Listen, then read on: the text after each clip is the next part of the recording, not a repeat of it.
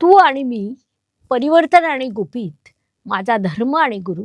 आतापर्यंतचा प्रवास हा स्वतःचा होता. मी कोण, माझं काय, माझे प्रयत्न आणि माझा संघर्ष. पण आता आत्मा अशा वळणावर येतो की जिथे त्याला स्वतःला जाणवतं, हा प्रवास माझ्या एकट्याचा नाही आहे.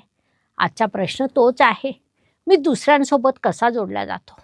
जेव्हा आत्मा स्वतःच्या पूर्णत्वासाठी दुसऱ्यांकडे पाहत असतो तेव्हा श्रीकृष्ण म्हणतात, पार्था, हा आहे 7वा भाव. इथे मी संपतो आणि आम्ही सुरू होतो.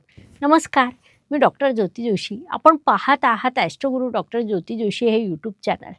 जीवनाचा राजमार्ग दाखवणाऱ्या 12 भावांची गोष्ट मी या व्हिडिओ मालिकेतून आपल्या पुढे मांडत आहे. याआधी आपण आमच्या ॲस्ट्रोगुरू डॉक्टर ज्योती जोशी या यूट्यूब चॅनलला लाईक, सबस्क्राईब आणि शेअर करा, म्हणजे पुढील व्हिडिओ अपलोड झाला की लगेच नोटिफिकेशन येईल आणि तो तुम्हाला सर्वात आधी पाहता येईल.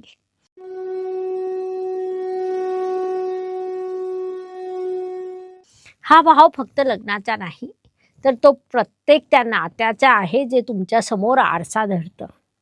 जोडीदार, भागीदार किंवा अगदी समोरचा शत्रूही. हा 7वा भाव विचारतो की तू दुसऱ्यांचा आदर करतोस का? तू तडजोड करायला तयार आहेस का? कबीरजी या नात्यांमधल्या अहंकाराबद्दल खूप सुंदर सांगतात. जब मैं था तब हरी नहीं और जब हरी है मैं नाही. जोपर्यंत नात्यात मी मोठा असतो तोपर्यंत तिथे प्रेमाला जागा नसते. 7वा भाव आपल्यातला मीपणा सोडून समतोल साधायला शिकवतो. व्यवसाय असो वा संसार, तिथे सामंजस्य महत्त्वाचं असतं. ज्ञानेश्वर महाराज सांगतात, विश्वाचं आर्त समजून घेणं हीच खरी भक्ती. नात्यातही जेव्हा आपण समोरच्याच्या भावना समजून घेतो तेव्हाच तो 7वा भाव सुधारायला लागतो. 7वा भाव म्हणजे जोडीदार आणि वैवाहिक जीवन, व्यावसायिक भागीदारी, सामाजिक प्रतिमा आणि लोकसंपर्क, परिवर्तन आणि गुपित. आता प्रवास थोडा गहन होतो. 7व्या भावात आपण दुसऱ्याशी जोडले गेलो, पण 8वा भाव आपल्याला अशा जागी नेतो जिथे सगळं अनपेक्षित असतं. प्रश्न निर्माण होतो, जेव्हा सगळं संपतं तेव्हा काय उरतं?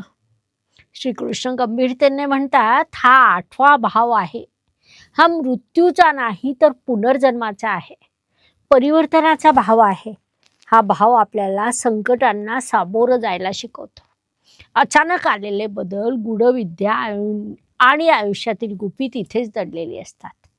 जेव्हा आपण एखादी गोष्ट गमावतो तेव्हाच नवीन काहीतरी मिळण्याची शक्यता निर्माण होते. बहिणाबाई चौधरींच्या शब्दात सांगायचं तर, ये रे मरणा तू रे माझा पाव्हणा. मरण म्हणजे शेवट नाही, तर ते जुनं सोडून नवीन स्वीकारण्याचं नाव आहे. 8वा भाव आपल्याला टाकून देणं शिकवतो. भगवद्गीता सांगते, जसा माणूस जुने कपडे टाकून नवीन परिधान करतो तसंच हा बदल अटळ आहे.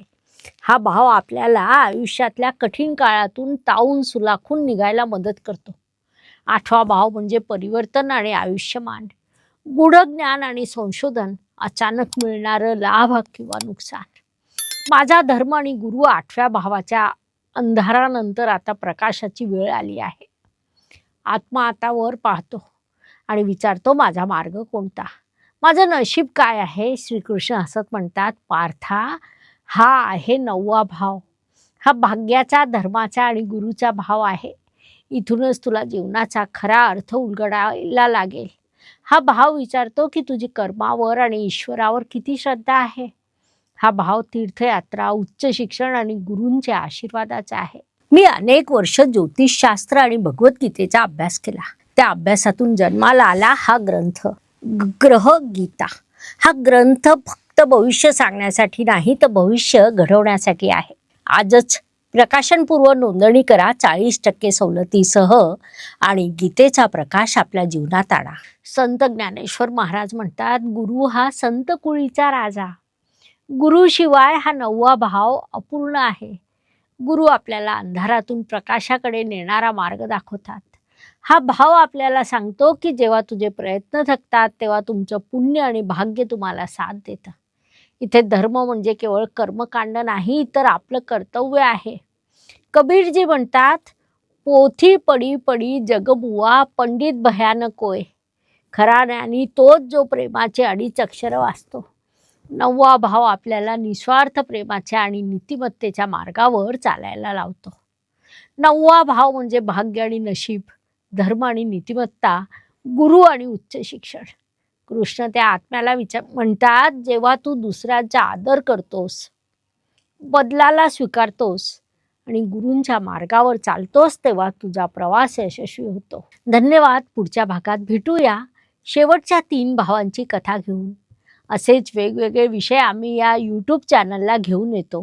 त्यासाठी आपण आमच्या यूट्यूब चॅनलला लाईक, सबस्क्राईब आणि शेअर करा. धन्यवाद. शुभम भवतु. नमस्कार. शास्त्राचा अभ्यास करण्यासाठी माझी मराठीतून 11, हिंदीतून 2 अशी पुस्तकं प्रकाशित झाली आहे. विशेष बाब म्हणजे मी स्वतः संशोधित केलेली ज्योती जोशी पद्धती अर्थात जे पद्धती या विषयावर स्वतंत्र ग्रंथ उपलब्ध आहे, त्याचा देखील लाभ घ्यावा. यूट्यूबची कार्यप्रणाली ही मुख्यतः लाईक, शेअर आणि सबस्क्राईबवर चालते. Please like, share and subscribe the channel. धन्यवाद. शुभम भवतु. जय ज्योतिष.